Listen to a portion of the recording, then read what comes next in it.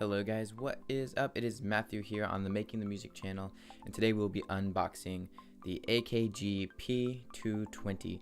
Now right now I'm using the Sterling Audio ST51, I believe. Yeah, ST51. And this was the first microphone that I bought. It is a very good microphone, and if you're looking for a budget microphone, I really recommend you buy this one because at Guitar Center I bought this one for about $99, which was honestly a little expensive because right now they're on sale for like 40 bucks. So a good quality microphone that you want just to start out, it would be the Sterling Audio ST51. So link down in the description to that if you want to get that.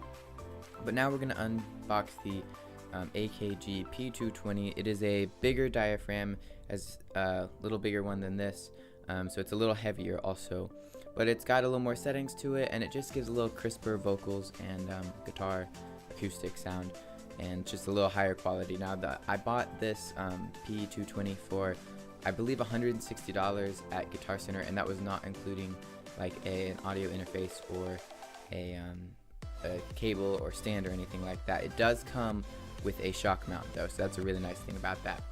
So I will give a link down in the description to the best budget like audio interfaces and cables. Cables run for about $20, and audio interfaces, if you want to get a good one, it's probably going to be about 80 to 90 bucks. That's how much I got my Focusrite Scarlett Solo for, about 90 bucks, and it is a very good starter audio interface. You can also use just a cheap mixing board for about 60 bucks if it supplies phantom power, but I would not recommend doing that because sometimes they make those really cheap and you're going to get a lot of noise, and then sometimes they don't even have USB, so it's hard to get it to your computer, and I would really not recommend using a 3.5 millimeter jack coming out of a audio mix. That just does not sound right. But down in the description, list of budget things, and then a list of a little higher end quality things. I'm still gonna stick with the Focusrite because even though it's a cheaper one, it's really nice and it's good for a budget. So let's go on to unboxing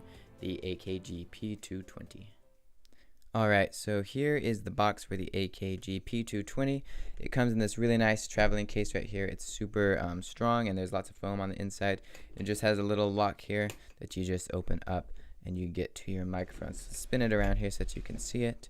There it is. It's very nice looking microphone. It's very heavy, it's strong, durable microphone. This is what it looks like right here. It's got two knobs on it. So this one right here, you can switch it if you want just regular recording, or if you switch it over here to this side, then it'll take out the low end of your recording. So if you're recording vocals and they kind of have a deeper tone to their voice, but you don't really want that in the song, then you can just switch it over there, and it kind of takes out some of the low ends before you go into the mixing. It makes it a little easier. On this side, you just have like a little volume type thing. It's not necessarily a volume, but that's the easiest way to explain it. If you switch it over here to the negative 20 decibel side, then it obviously lowers the volume by 20 decibels. And somebody just started mowing outside, so that's unfortunate, but we'll be fine.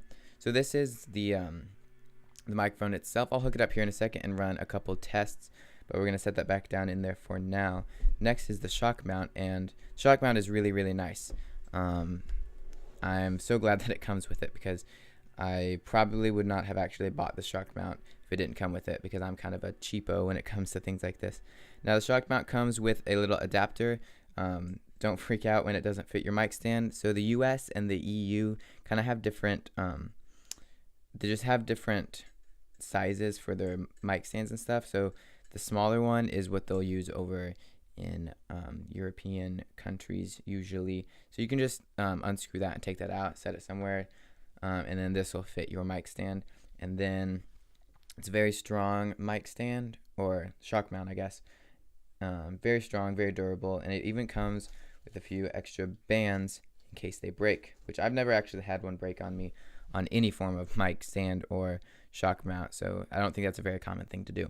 So this is the box. It's super nice, a lot of durability. You can tell that they put a lot of time and effort into this, and for $160, this is actually really nice. So now we're going to plug it up and see what it sounds like with just my voice, and then we'll run some tests with the guitar and singing.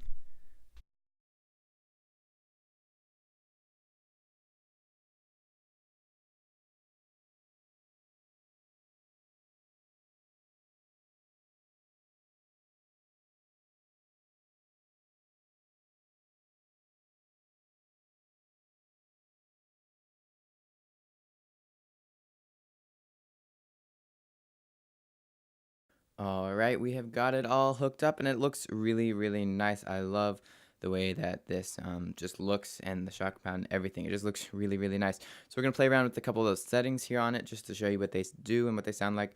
So here on the right now, it's on the low end cut off, to where it's cutting that off. But then if I switch it over, you should be able to hear just a little bit more bass in my voice. And so that's that. And then this one right here, we'll switch it over. And it will make like a loud popping noise, so you can't obviously do that like in the middle of recording. That would be really cool to be able to change that, but you can't. But now it is definitely a lot quieter, as you can hear.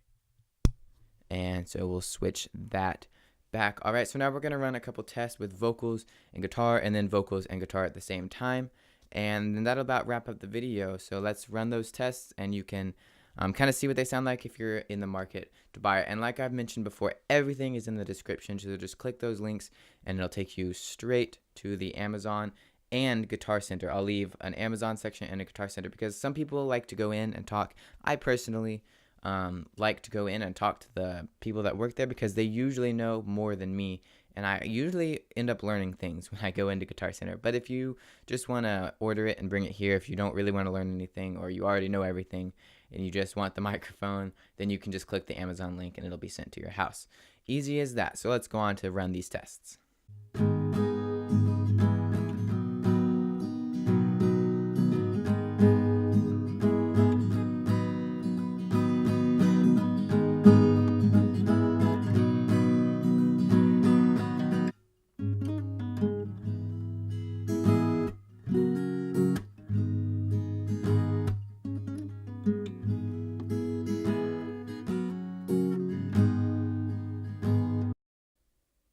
Another thing to mention before I go into the vocal section is that a good thing to have when you're using a condenser microphone, or actually any kind of microphone, is to have a pop filter. Pop filters run for about $20 to up to like $50 on Amazon or Guitar Center. You can get cheap pop filters and they work pretty well, just about as good as the better pop filters, but they do have different advantages and their pros and cons. I will also link some pop filters ranging in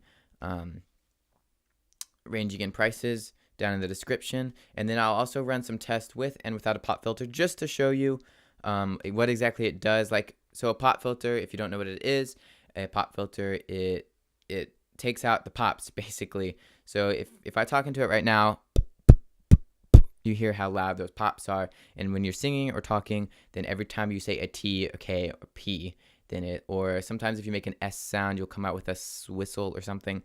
Then that's really, you don't want those in your recordings. So pop filter will just eliminate those. So we're gonna do some without and with the pop filter. A year from now, we'll all be gone. All our friends will move away. I know you're somewhere out there, somewhere far away. I want you back. I want you back. A year from now, we'll all be gone. All our friends will move away. And they're going to better places. But our friends will be gone away.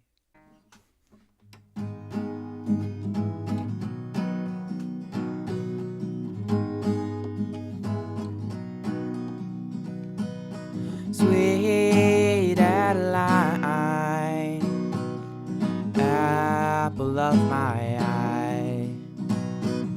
Sweet Adeline, oh, won't you be mine?